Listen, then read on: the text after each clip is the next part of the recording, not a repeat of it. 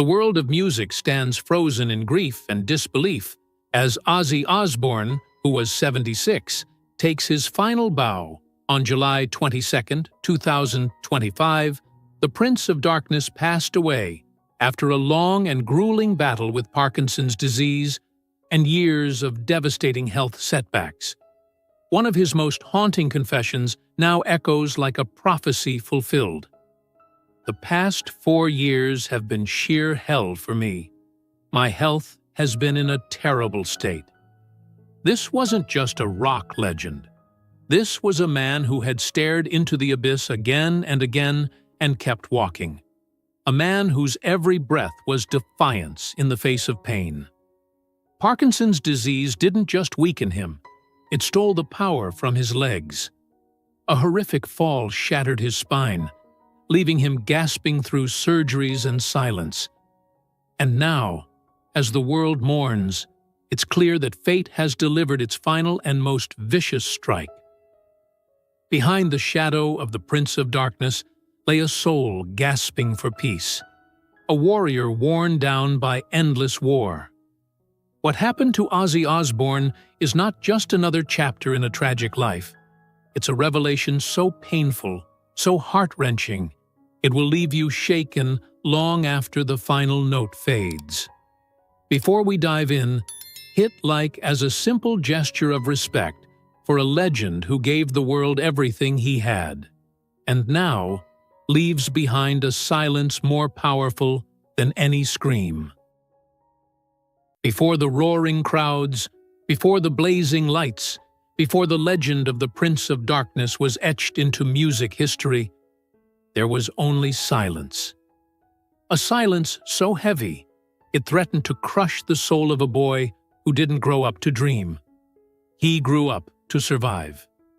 In the soot-stained slums of Aston, Birmingham, a young John Michael Osbourne, born in 1948, lived in a cramped, cold home with 6 children and 2 parents who were too exhausted to nurture. His father, worn thin by factory labor, believed emotion was weakness. His mother, hardened by endless hours on the assembly line, rarely had the energy to offer softness. Ozzy, as the world would later know him, was not the clever one, not the charming one. He was the overlooked one, the child who blended into the wallpaper of poverty. At school, he found no refuge. The letters taunted him, numbers blurred and danced. Dyslexia wasn't understood in the 1950s. It was mistaken for stupidity. Teachers dismissed him as hopeless, and classmates mocked him with cruel delight. The bullying wasn't just names shouted across playgrounds. It was fists in the hallway, knees to the stomach, bloodied lips behind buildings, and no adult ever asked why. At home, there was no escape. Once, after coming home in tears, his father beat him with a belt, not because he was weak, but because weakness wasn't tolerated. Pain didn't get you sympathy, Ozzy would later recall. It got you punishment.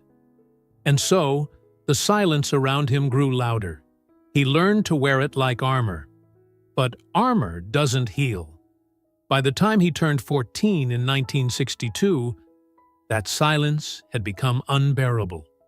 In a tiny, dimly lit bedroom, he tied a rope using his mother's washing line, climbed onto a chair, and waited for the world to let go of him.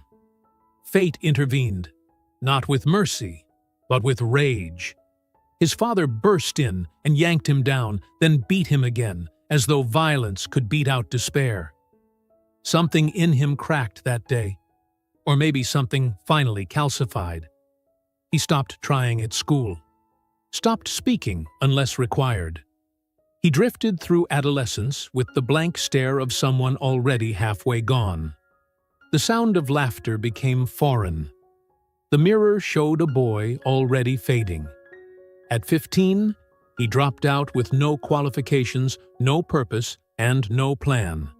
He worked where he could, at a slaughterhouse, on construction sites, in factories tuning car horns, but he was too distracted, too awkward, too broken for any of it to last. Each job ended the same: fired, forgotten, alone. By 17, hunger gnawed at him. Not metaphorical, but real, physical hunger. His shoes had holes, his shirts hung in threads, and his hope was a crumpled thing he no longer bothered to hold.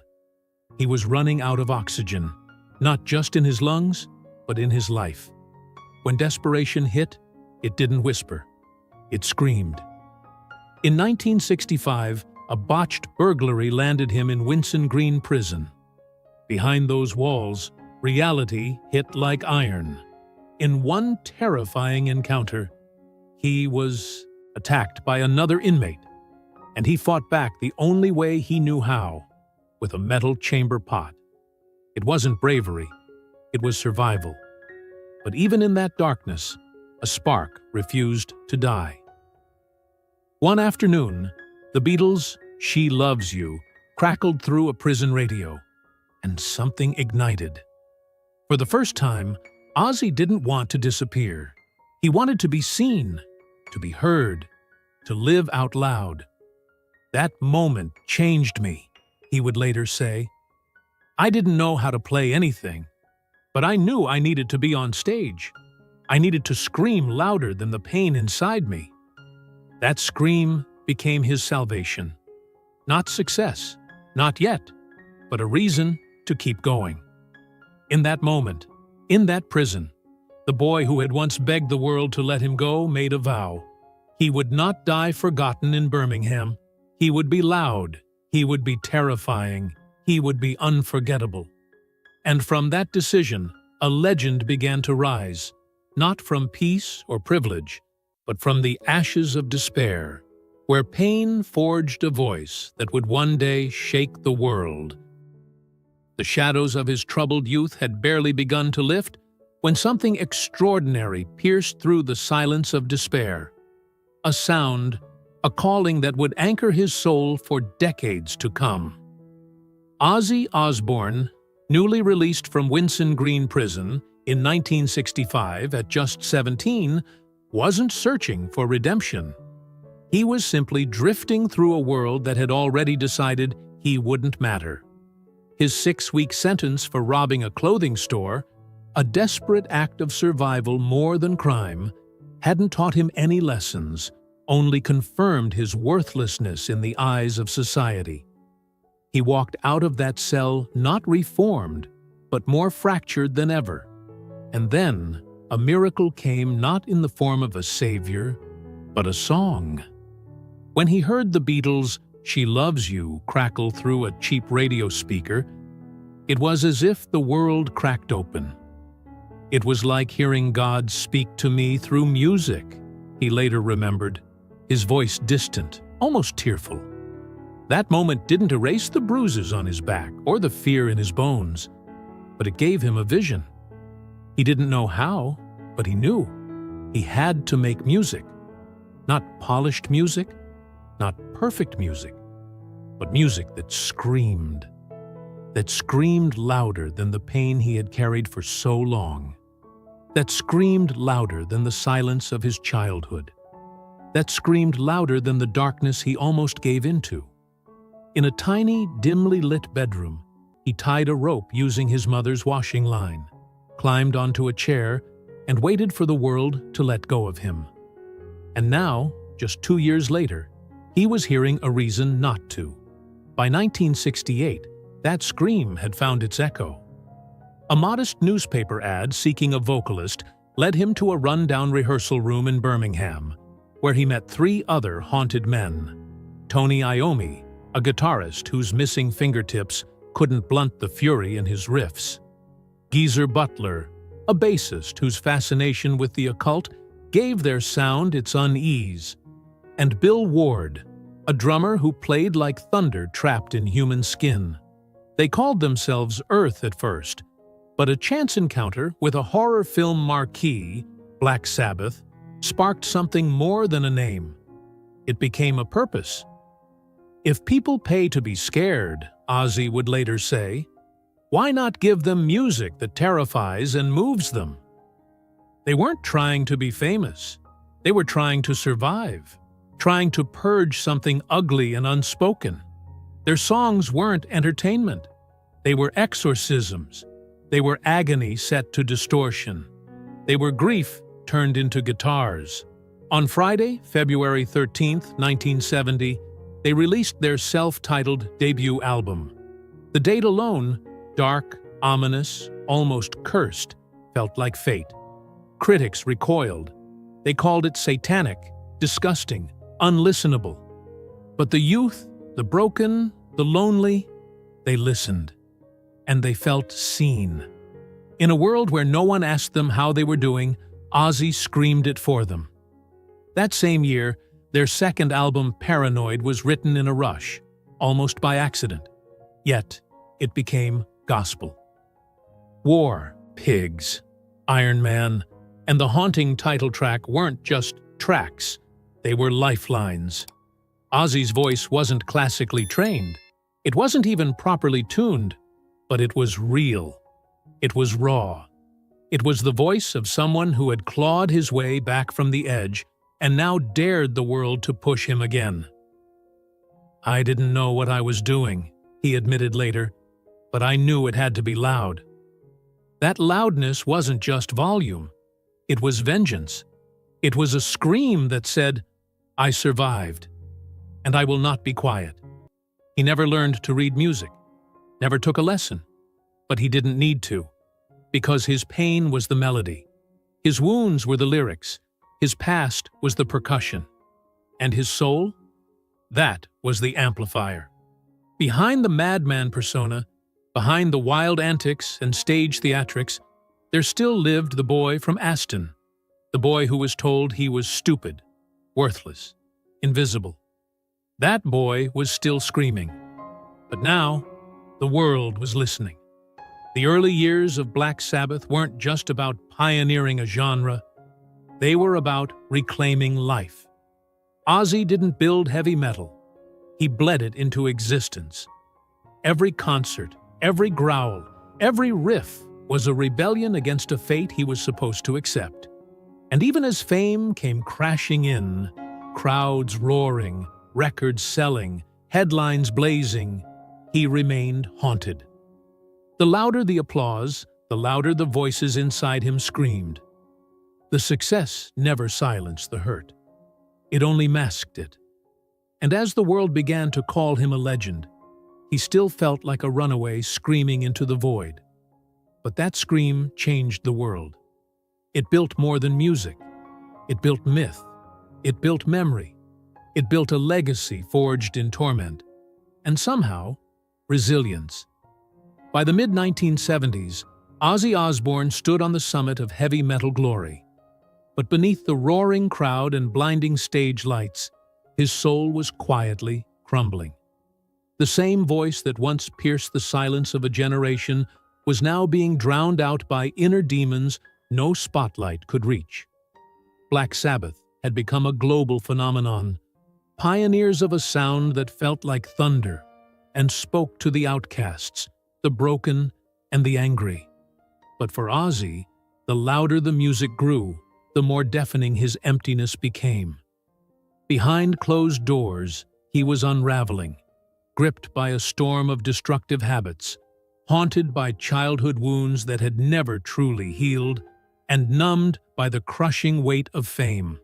Album after album, like Paranoid in 1970 and Sabbath Bloody Sabbath in 1973, elevated the band to iconic status.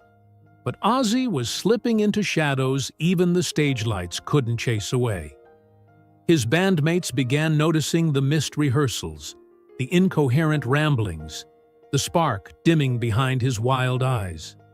Tony Iommi, once his brother in riffs, grew cold. The air between them thickened with unspoken blame and exhausted silence. Then, in 1979, came the final betrayal. They fired him. Not face to face, not with dignity. They sent someone else to do it. Ozzy would later recall, with the weight of abandonment in his voice, "They didn't even have the balls to tell me themselves. That was my band." It wasn't just a career shattered, it was a sanctuary, torn from him. Black Sabbath was more than music to Ozzy. It was the one place where chaos made sense, where his brokenness became power. Without it, he was exiled, discarded like a warning label. He disappeared into a Los Angeles hotel room, curtains drawn, soul drowning. "I just sat in that room," he would later confess. "I numbed myself until I couldn't feel anything. I thought I would fade away in that silence." To the outside world, he was still Ozzy Osbourne. But in that room, he was a fading echo of himself. A ghost with a pulse. A scream trapped inside the man who once taught the world how to scream. But legends don't vanish. They transform. And in Ozzy's darkest hour, something stirred in the ashes. Sharon Arden, daughter of Sabbath's former manager, saw more than a fallen icon. She saw a man not yet finished. She pulled him from the wreckage and whispered the impossible. "You were the magic in that band. You can do this without them." Her faith struck like lightning against wet stone. Then came Randy Rhoads, young, disciplined, and unearthly in his talent. His guitar didn't just play, it wept, soared, and screamed. To Ozzy, Randy was not just a bandmate, he was a lifeline. Together, they built Blizzard of Oz, released in 1980, an album forged not in celebration, but in survival. Songs like Crazy Train weren't just anthems, they were resurrections. Each lyric, each chord, a defiance. I am still here. I still matter. Looking back, the collapse wasn't the ending. It was the crucible. Ozzy had to be broken beyond recognition to uncover the raw, resilient fire inside. And though the road ahead would be marred with loss, grief, and battles that would leave deeper scars than fame ever could heal, this was the moment his spirit roared loudest. In his own words, "I was out of control. But somehow, I kept going. I always kept going." The bond between Ozzy Osbourne and Randy Rhoads wasn't merely musical. It was spiritual, salvational, almost celestial in nature. Randy didn't just step into Ozzy's life with a guitar. He arrived like a light piercing through a suffocating storm. For Ozzy, still reeling from the humiliation of being cast out of Black Sabbath and clinging to sanity by mere threads, Randy was proof that there could still be beauty, discipline, and purpose in a world that had grown cruel and meaningless. Randy's youth wasn't reckless, it was focused. His creativity didn't erupt in chaos like Ozzy's, but instead flowed like fire through glass, shaped and precise. Together, they weren't just creating music, they were building salvation in sound. When they released Diary of a Madman in 1981, it wasn't just a follow-up album, it was a defiant declaration. Ozzy, once discarded as damaged goods, now stood again as a force reborn. And it was Randy who helped carve that path. Ozzy once said, "Randy wasn't just a guitar player. He was my friend, my little brother, and the only reason I didn't give up." The connection ran deeper than melodies. It was the heartbeat that sustained Ozzy through a fragile rebirth. On stage, they were electric. Ozzy, raw and unhinged, and Randy, controlled and transcendent. Offstage, they were laughter and philosophy, late-night talks and mutual respect. Ozzy was in awe, not just of Randy's talent, but of his soul. He had this grace, Ozzy recalled, like he knew he didn't have forever, so he made every note count. There was an unspoken urgency to their collaboration, a shared understanding that lightning doesn't strike twice, and when it does, you honor it. But storms never last. And somewhere deep down, in the calm before devastation, Ozzy would later admit he felt it. That eerie stillness before fate decides to be cruel again. They were flying too high. It wouldn't last, and when it broke, it wouldn't crack gently. It would shatter everything.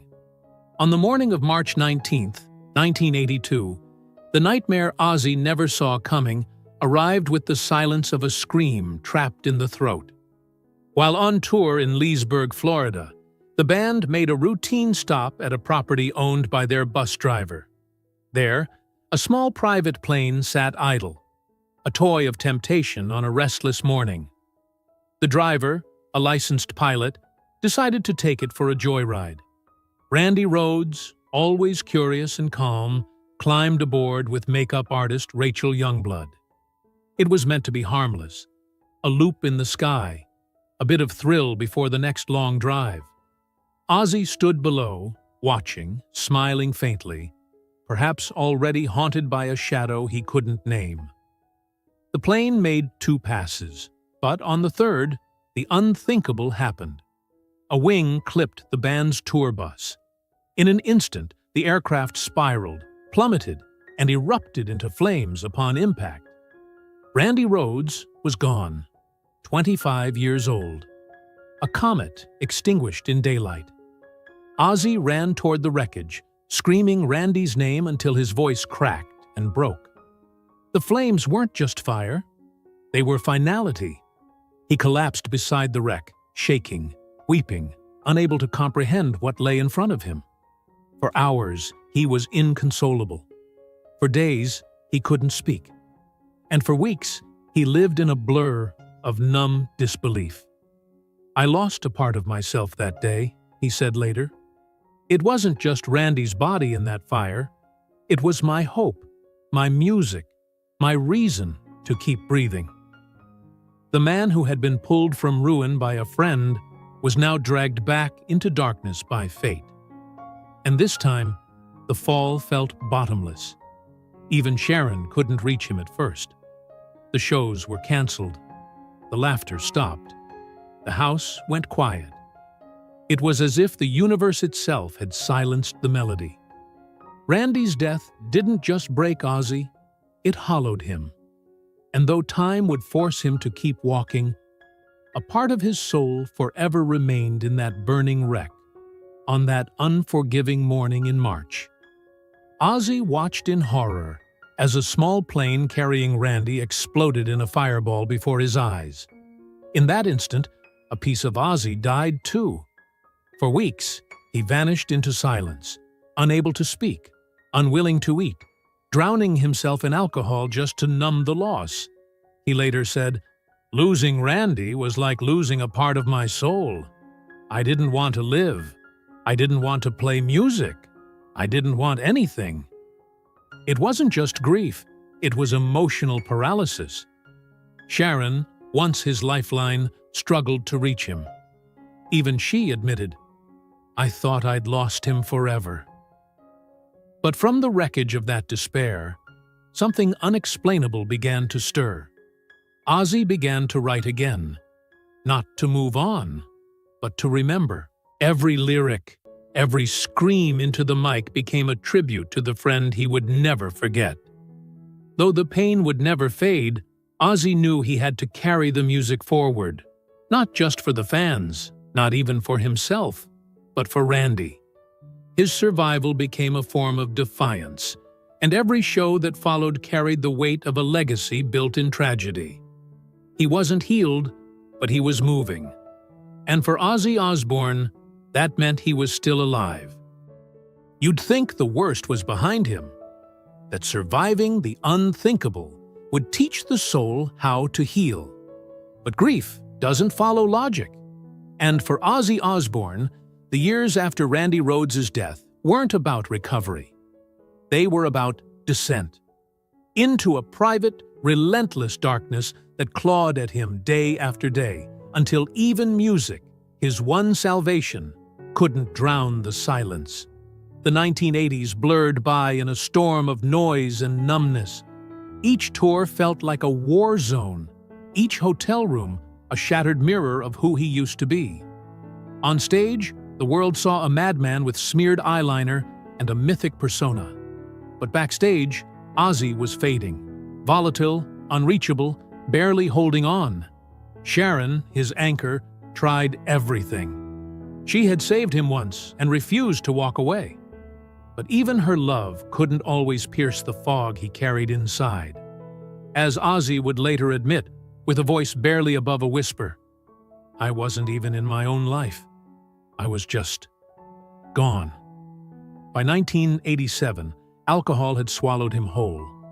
Pills blurred every line, between memory and illusion, between waking and escape.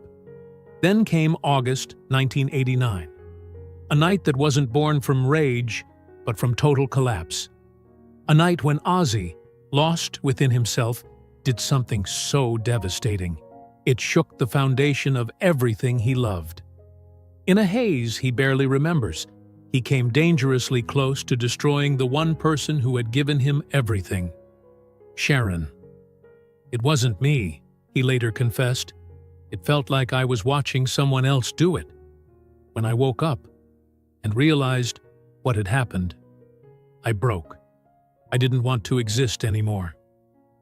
That night, he was taken away, confused, hollow-eyed, unable to comprehend the weight of what had happened. Sharon, with more pain than anger, later shared, "I didn't know whether to press charges or call for help. I just knew something had to change for both of us." And so, Ozzy was sent not just to rehab, but to a place where the damage could finally be confronted. The public never saw the details, but behind those walls, without cameras, without applause, Ozzy sat alone and faced the wreckage of the man he'd become. The man his children no longer recognized. The man he didn't either. There were no costumes, no guitars, only silence. A counselor once asked him, "What do you fear most?" And without hesitation, Ozzy replied, "That she'll walk away, that I've finally pushed her too far." But Sharon didn't leave. Instead, she came to him, eyes tired but full of fire, and said, "You are still in there. I know it."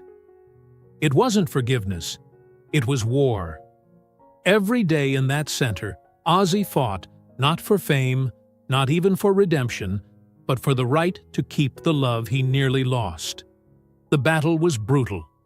He didn't walk out healed, but he walked out changed, thinner, quieter, haunted, but also aware, finally, of how far he had fallen and how precious it was to rise. Years later, in his own words, he would say, "That was when I realized I couldn't keep falling and pretend it was flying. I had to choose to live." After the storm came not peace, but a silence so heavy it pressed down like grief itself. A silence not of calm, but of vacancy. Ozzy Osbourne, stripped of bravado, stripped of performance, stood at the edge of the life he'd wrecked, uncertain whether the man he once was still existed beneath the debris. In 1989, after the harrowing night when he nearly lost himself to the darkest version of who he had become, when the woman who had saved him became a victim of his unraveling, Ozzy was arrested and sent not to prison, but to a psychiatric facility. It wasn't condemnation. It was his final reprieve. Inside those walls, there was no music, no lights, no screaming crowds. There was only a man, hollowed by guilt and drenched in shame, who barely spoke for weeks. The iconic voice of heavy metal had become a whisper in a dim hallway of recovery, echoing only with regret. But outside those walls, Sharon waited. She returned, not out of obligation, but defiance. She saw what others could not, the flicker of the man buried beneath the wreckage. "There was still a spark in him," she later said, "buried deep, but I knew it was there." And within the sterile halls of that recovery center, Ozzy began to fight. Not an audience, not critics, but the monsters that lived inside his chest. The detox process tore through him like wildfire, burning away not just toxins, but illusions. Every memory, every wrong, every scar was forced to the surface. It wasn't healing, it was war. But with trembling steps and raw conviction, he clawed his way forward. Not cured, but conscious. And in 1990, he did the unthinkable. He returned to music, not with the fury of his youth, but with something more dangerous: clarity. Reuniting with Zakk Wylde, the two began crafting what would become No More Tears, an album not born from chaos, but from survival. Released in 1991, it was more than a comeback. It was a reckoning. Tracks like Mama, I'm Coming Home, and Road to Nowhere weren't just radio hits. They were confessions carved from the marrow of a broken man trying to rebuild. It was the sound of me trying to be human again, Ozzy later admitted, his voice soft but sure. The world listened. Fans who once feared his silence was final now watched him rise, not as the myth, but as the man. Yet offstage, the battle raged on. Each show was a victory, each sober morning a miracle. Sharon remained, not as a savior now, but as a soldier beside him, fighting with him, not for him. I owe her everything, Ozzy confessed. She saved my life not once, but every single day. Their marriage, once trembling under the weight of madness, evolved into a testament of endurance, flawed but unbroken. During the early 1990s, Ozzy threw himself into work, as if afraid to stop moving. He toured relentlessly,